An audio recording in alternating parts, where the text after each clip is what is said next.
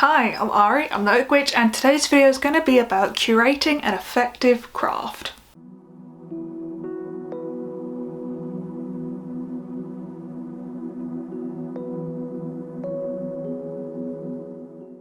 If you're anything like me, you like to be organised.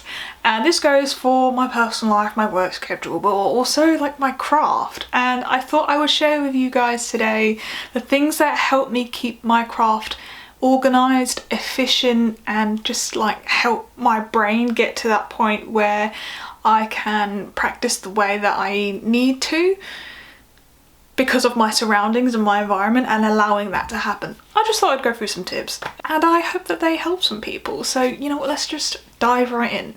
My first tip is having a sectioned altar. So I essentially have 3 sections to my altar, and I'm very, very lucky, I will say. First and foremost, I'm very privileged to have essentially a ritual room.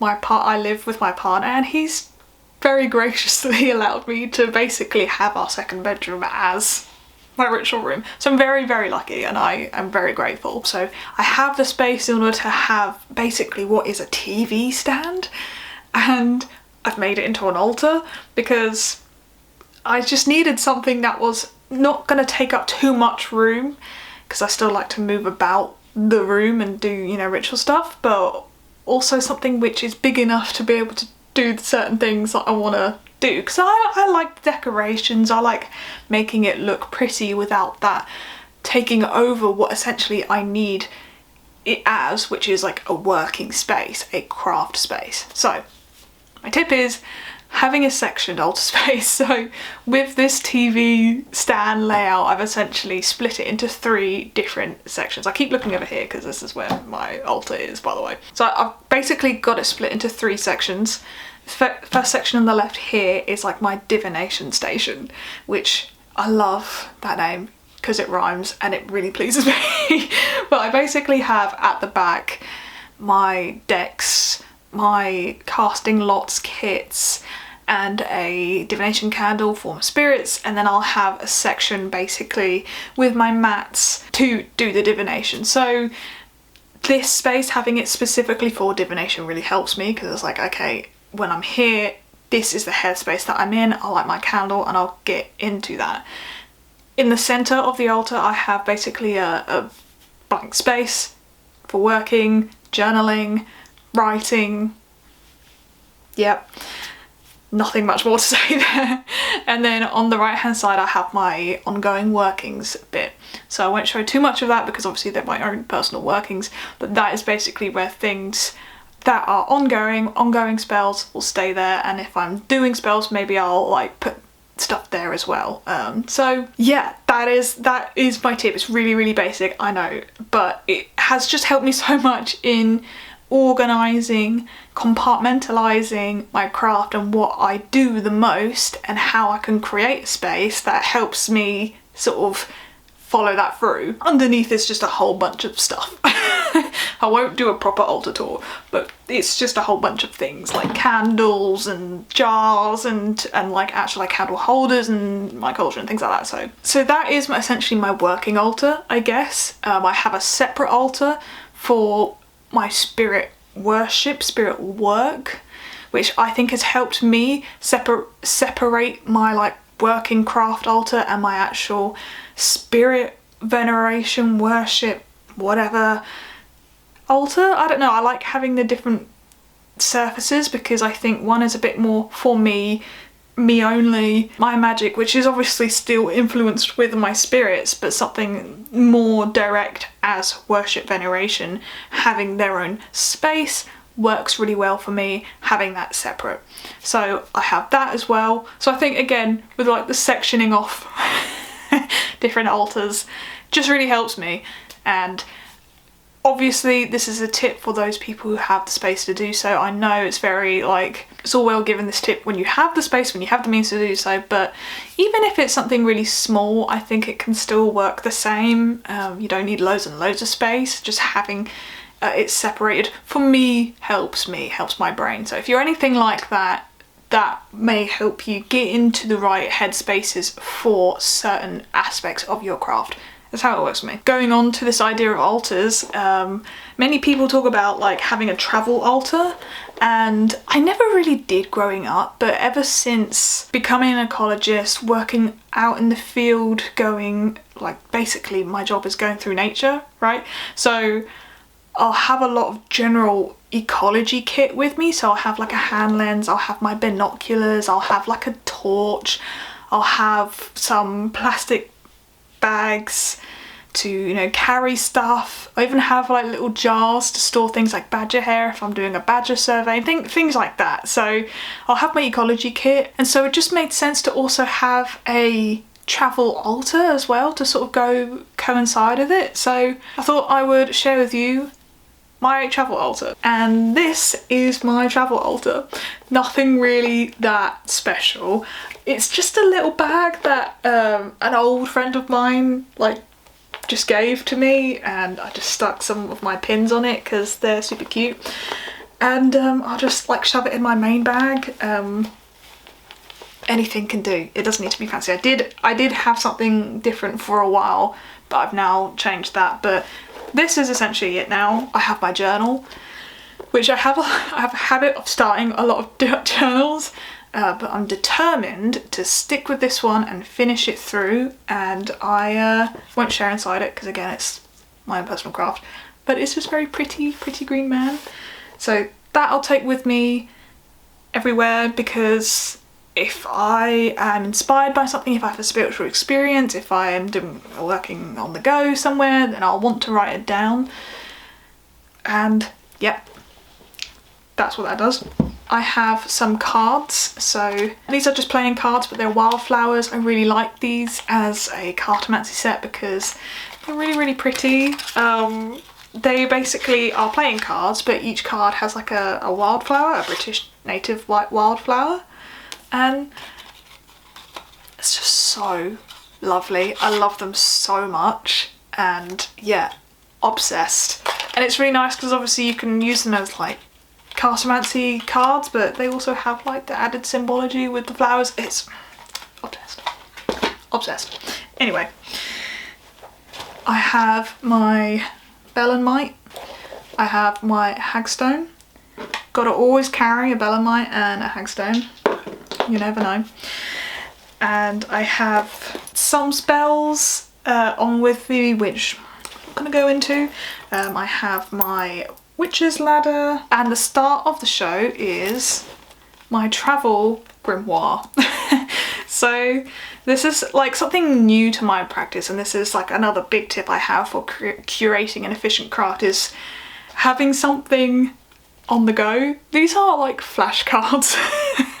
So I got these from Tesco. So any British witch out there, if you want to steal the idea, I literally just got these from Tesco stationery section. They're just literally flashcards with these dividers, and I've got like a section for prayers, I've got a section for chants, I've got a section for more elaborate spells, I've got a section for written charms, for symbols and sigils.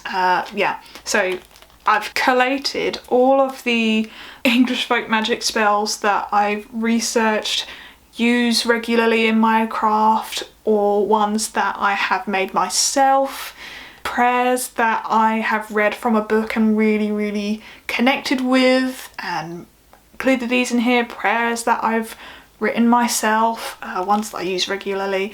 Sometimes with prayers I'll just sort of like go with whatever's on my mind and that will be the prayer. I don't always write them down, but there are some structured formatted ones that I like and I hence write them down. So, and that's it. That's my travel grimoire. I use this more than probably my fancy grimoire, which I'll show you guys in a minute. Just because it's something that I'm always out in the field. It serves as a little nudge as well, a little reminder. I think something I struggle with quite a lot is my memory. I don't have a very good memory. So having an effective craft like this, one that's organised, laid out, compartmentalised, helps me remember things essentially. And having something like this has really helped me just improve my craft, improve my relationship to my spirits, but also my type of magic that I practice, like English folk magic. So having everything like in here, yeah, it just helps me. So I encourage you guys to do the same if you're anything like me and you have a little bit of a spaghetti brain. Having something like this has massively inspired me to practice more, and I have it with me on the go everywhere in my little bag. So this is enough alone, I think, for a travel altar, but you know. So yeah, that is my travel altar. And I guess the last tip I have for you guys is something I have spoken about before, but I wanted to say again, is the idea of binders as a grimoire, book of shadows, whatever you like to call it. Go for the binders. So this book I've probably had since I was like 12, I don't know, I've had it for over a decade, and this is where I've gotten to, okay? I've had it for this long and I've only ever filled out this much of it. Again, really lovely, ornate leather book, really lovely. I got this probably less than a decade ago, but still a while ago. Only ever used that much of it, right? So goes to show, for me specifically, and for I guess a lot of us, having these fancy books is really lovely and witchy, but actually using them is a different story. The whole point is to use them. So my tip is, if you're anything like me, don't bother. They look really nice, I know, but just don't bother. Get yourself a binder. So it is possible to have really nice witchy binders, and these were gifted to me by my mum years ago. I can place the Etsy store that she got them from in the description, but this is a grimoire. Pretty, but a binder. So good, so good. Recommend the binder. It's good for organising, and my thing is, like, I went through, when I was younger, I was like, oh, I really want everything to be handwritten, to draw really cute, lovely, ornate borders, and I would watch all sorts of like Book of Shadow tours and people who have made these massive tomes that look like something out of Charmed, you know, like they were amazing, and I would be so like inspired, a little jealous, but mostly inspired, and I would want to so be good at art and do that, but not really, just wasn't me. And I would also get in my head as to like, I need it to be organised, I need it to make sense and flow. So, you know, I'd be so paranoid about starting a topic in my book in case I wanted to add to it later on, you know, like I'd start doing pages about an element and then I'd move on to the next one and then be, oh, but I wanted to like add more into that one. But now if I have it after I've completely changed topic, it doesn't make sense to me and I hate it. It needs to be perfect. So and then that's why like I never finished them, because I got so in my head about it that my brain was like, no, you don't want to do that anymore, because it's not how it should be. So this solved that issue for me with a binder. Again, really simple tip, nothing, I'm not really saying anything groundbreaking, but it's just all these little things that I just learned as I went along, and I'm still learning, right, but it has just helped me so much with like making my craft efficient and thus more authentic to who I am. There are people who can really run, who are so creative, who like, you know, these junk journals and people, they're just amazing. They're amazing, I love them, and I'm so happy that people are able to do that. I, unfortunately, am not one of those people. I wish I was, let's be real, but I'm not. And this was the solution to me. So I won't go through everything, but it allowed me to essentially have a nice happy medium of like cute sort of like, this is like a colour magic page that I've done, and you know, hand drawn. I would also print out certain borders and then tea stain them, so I'd be able to have that sort of like creativity. Now create these things digitally and then print them out, so like some of the herbal pages that I've done. So yeah, I'm not gonna go through it all, but that has helped me so much in making my craft more efficient, making my research more efficient as well. That's the other thing. Yeah, I just recommend it. Just grab a binder, grab a whole bunch of these like plastic wallets. And what I also want to get like little dividers that jut out for different topics. I've got ideas, guys. I've got ideas in this brain of mine. But patience. I'm one of those people where if I have something on my mind, I'm like, okay, yeah, I need it now. I'm like, okay, I can visualize it. I'm like manifesting it in my mind. I can see the goal in sight. It just I need it now. So I'm one of those people. I know, really annoying. But patience. Massive tangent. Anyway, these are just my tips for creating an efficient practice. Honestly, this was a really wacky off-the-cuff video. I hadn't really got a script. I just had these ideas and have just rambled for 20 minutes. So I hope you guys enjoyed it. If you have stuck out to the end, put a little moon in the chat, a moon emoji for me, just so I know, because I really appreciate you guys who stick around and support me. It's just amazing. And thank you guys for all the love on my video I did with my mum. That was a really fun video to film, horrible to edit because I just like was getting really in my head about it. But yeah, thank you guys so much for the love on that video, and me and my mum really appreciate it, and we've really enjoyed looking at the comments, all the lovely things you guys have said.